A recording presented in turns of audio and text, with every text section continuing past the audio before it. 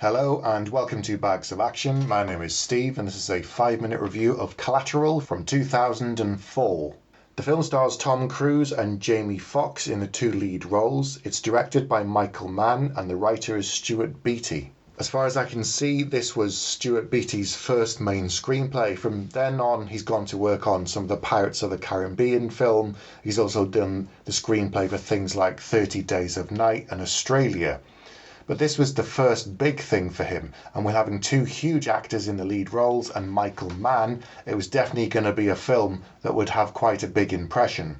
I remember seeing this film when it came out at the cinema, and it had quite an impression on me at the time. With Michael Mann directing, you know the film is going to be very stylish and slick, it's going to have a certain look and feel, and because the film focuses on crime in Los Angeles, two subjects that he's very familiar with in his other work, you know it's really going to come together very well. The question then remained when I first started watching it is, would Tom Cruise be any good in the lead role as Vincent, and how would Jamie Foxx be? This is probably one of the few roles that I can think of where Tom Cruise is actually playing a villain, and he's not doing it with a bit of a nod and a wink, like something quite comedic that he did with Tropic Thunder. I think Tom Cruise is very competent as an actor, he's very watchable and he does really well in the action roles on the films like Mission Impossible. The thing is, most of the time I never believe that he is the character, I can just see that it's Tom Cruise playing these different people. Some actors completely disappear into the role and you forget that you're watching them. This is one of the few exceptions where I wasn't watching Tom Cruise. I believed he was this ruthless sociopath Vincent who was happily going out and killing people and doing it because that's his job. He kind of enjoys it, it gives him a thrill, but that's just the way it is. Jamie Foxx plays Max, a cab driver who has dreams of something bigger and better, but he hasn't really got the guts up to go and make the final move. He talks about having this limo company and all the perks and why he's going to do it. He talks about it with people that get into his cab when they want to chat, but you get the impression that he's never going to actually do it. And as the film unfolds, we begin to explore both of these characters. There are some great names in the supporting cast, but for the most part they get very little to do. Jada Pinkett Smith is kind of in it only 2 points in the film, one where she has nothing to say and is just kind of running all the time. Mark Ruffalo and Peter Berg are cops working in the background. Bruce McGill is someone else that's a familiar face and name.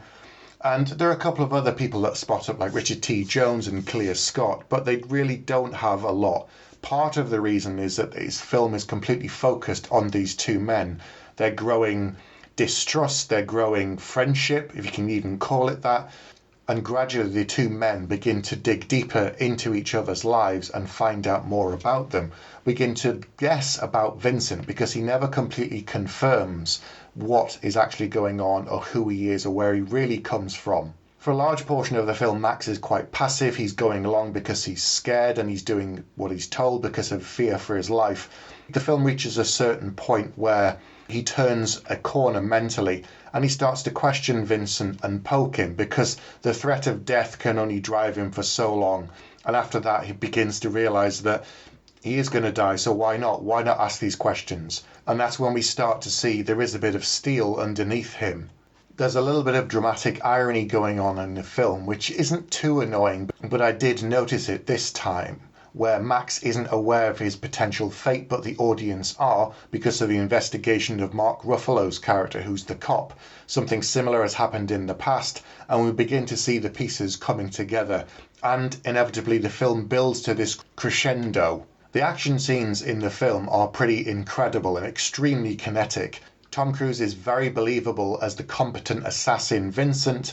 At one point, someone steals his briefcase, and what happens is painful to watch and extremely surprising. There's a scene later on in the film in the nightclub that shows you how dangerous Vincent is, and also how his motto of constantly adapting in order to get what he wants and to survive comes into play. He has this methodology that he preaches to Max about adapt or die, whereas Max is very much someone who's waiting for it to happen, waiting for life to come to him. And Vincent And the two of them begin to have this discussion about the fact that if you want something in life, you have to go out and get it. I would have liked to have seen more of this discussion and for the two characters to get into it, because it felt like they were only scraping the surface. I didn't need to know everything about Vincent, but nothing is really confirmed. There are only theories thrown at him by Max, so we don't really know. Some of it gets under his skin and we can see this, and Tom Cruise plays it extremely well. On one level, you've got the film that is investigating the underbelly of Los Angeles. It's showing you what goes on. On another level, you've got this story about these two men finding out more about each other, finding out about what drives them. So this is only the second time that I've seen the film, beyond when I saw it when it originally came out. Back then, I absolutely loved the film. I thought it was brilliant. But watching it a few years on, I'm noticing different things this time around. I still like the film, I still think it's definitely worth watching, but I kind of wish they dug more into the characters. But then again, some people might be put off that because the film already has a 2-hour runtime.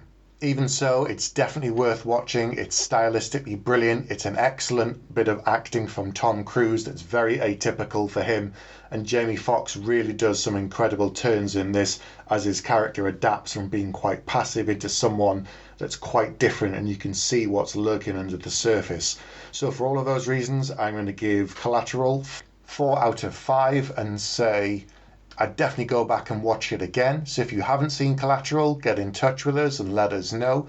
Contact us via email, Facebook group, and don't forget to like and subscribe to this channel.